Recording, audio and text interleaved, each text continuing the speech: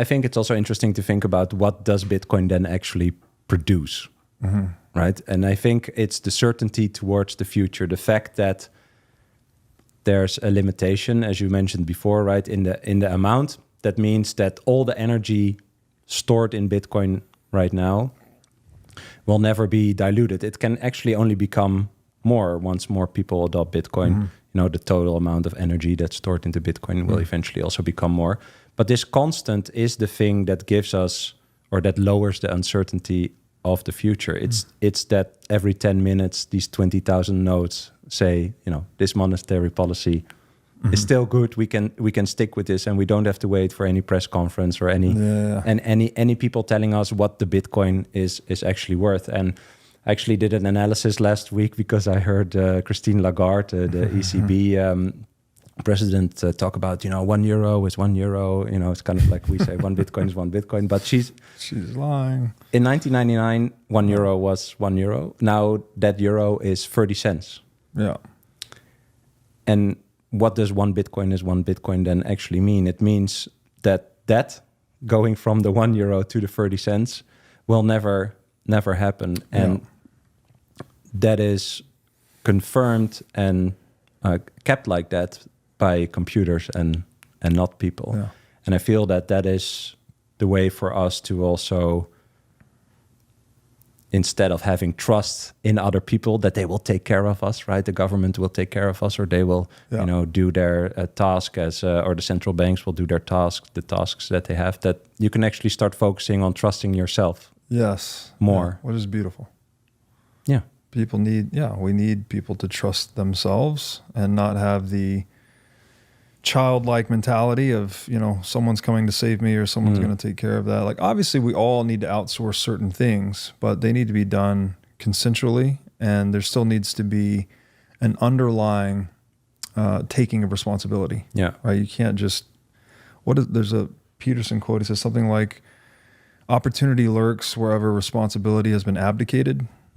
And so opportunity, that could be a good thing. Like, you could build a solution to that where someone's like not taking responsibility for themselves, but it's also vulnerable to opportunism, right? And the central bank is definitely an opportunistic institution. It's like, if everyone just trusts us to manage this money supply and we dilute it slowly enough, they're none the wiser. Yeah. And in fact, we can use some of the proceeds we steal to infect education, to tell them it's good for them. And before you know it, it's this whole giant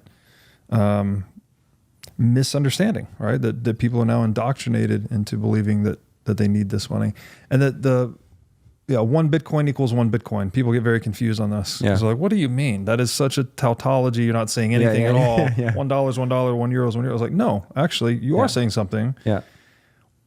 Whatever Bitcoin you have, one Bitcoin, you have a guaranteed fraction of the total money supply possible. Yeah. 1 of 21 million, right? Yeah. You don't know that for dollars. You don't know that for euros. You don't even know that for gold, right? You have an amount of money that represents the goods that are purchasable by it. But if that supply expands, the denominator expands, and the numerator stays the same, what you're holding in money, well, then your purchasing power goes down. Yeah. So then it's not the same, right? But I think this connected with what you said about this outsourcing of responsibility. These are two different kind of like dimensions that also tie into Bitcoin, right? You mentioned before we recorded, like there's probably like 15 topics that you can mention that all touch Bitcoin. Oh, yeah.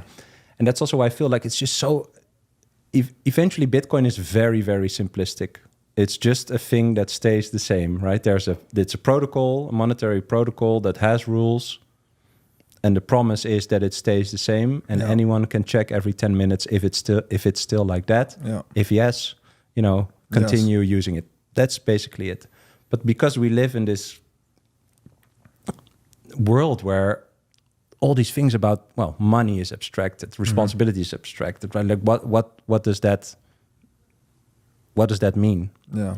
And I feel like because people are, like this idea of when you are young and you get your allowance, right? And eventually when you're 10 or 12, your parents get this letter from the bank like, you can start a child account, right? I talked to Ella Huff on my podcast, and she said, I remember that I was so happy when I could take my physical dollars and go to the bank and deposit them there. Now I realized that that was very stupid of me to do. But this is just what we learn and what we do. Yeah. And if you talk about this outsourcing your responsibility to people when you talk about Bitcoin, I think this is one of the hardest things for people to agree upon, that they are outsourcing their money, their energy, their time to other people, that their sovereignty ultimately. Yeah. You know, you're outsourcing that to people that do not care about you as much as how you care about your own individual life. And, you know, I wouldn't want to say that that's in a malicious way. It's just how that system works. Yeah. But that realization is not a nice realization. And I think it's a very big personal challenge for people to get over to, even before we can pitch this, you know, value proposition of, well, this is how Bitcoin could help you. It's that figuring out of, what do I want? Well, I want to control my own life. I want to have, you know, free choice, or participate in a free market, or, you know, just getting to these questions is already a pretty deep, takes some digging for people to do, especially because we are just conditioned, well, to bring our physical money to the bank, you know, as children. And that's just it. And the same is, I say this on my podcast a lot, like if you grew up, especially as a millennial in the Western world, you grew up in the best time to ever grow up of anyone who ever lived. Yeah. And you got some coins or a bill, and you went to the candy store and you got a candy, and you were like, okay, well, this is apparently how money works. There is no,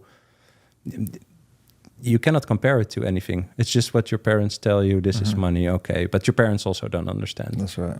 So, Yeah, this conditioning that is unquestioned, latent cultural programming that you just accept things at face value, to use a monetary metaphor. And I mean, that's necessary, right? In a way that we need to not, every time we get in the car, we don't need to think about, oh, how does this ignition work? And how does the mechanism work when I brake? Like, we need to make things unconscious, right? To automate certain things. But there's a danger that lurks there too. If you automate something that's corrupt or bad or not in your best interest, well, then all of a sudden it's kind of an out of sight, out of mind problem, which I would say that's what the fiat currency complex is, especially in the West, right? Well, like, it sort of works. It's always, the bank accounts are always there, and the inflation, I was told inflation's necessary for a healthy economy. So I think everything's working great. Well, it's predatory on us, but it's even more predatory on the countries that are not part of the West, right? I mean, that's a whole nother topic, I would say, that you can go into. But the fact that money is basically a representation of the finite energy that you expend in your finite time, that's the same for everyone. The fact that that is corrupted, I would say, is the biggest spiritual crime that has been done to us. Because we talked about, okay, if this money is corrupted and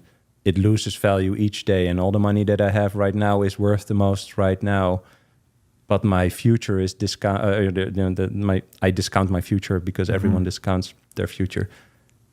Yeah, what should I do? Well, the simple solution is to outsource it to other people, and then I don't have to think about it. But what does that mean? What risk are you taking when you do that? Well, what is risk? Yeah, when people talk about that to me, I say, like, well, everything is risk. Like life, waking up is risk. Yeah, right. So it's I don't know if risk is the right term. That's a good question. What is risk, right? But it's what the probability that your outcome will diverge from your intention, something like that. So you do something, you intend for a thing to happen. There's always a certain probability that it won't happen. I think the simplest for me is I once had this psychedelic experience where I really went into death. And I kind of saw the world from a distance as, like, you know, this giant bunch of ants. For me, it was ants. And I saw, you know, when ants have this death walk, when they walk in circles and they eventually die, like one falls off and they keep walking. Oh, I don't know about that. So what are they doing? They walk in circles. Yeah. And then some just die off, but they keep walking. I don't know. It's some Wow. I don't know if it's ant psychosis or something. But the point where I went was like, okay, if I die, yeah, the people in my circle, they're going to be sad. But in the grander scheme of things, yeah, my life doesn't really matter, right? Like my life is most valuable to myself, and then to second, third degree, the people that are in my vicinity. And I thought about life and how, you know, you being you is like a 1 in 300 trillion chance or something like that.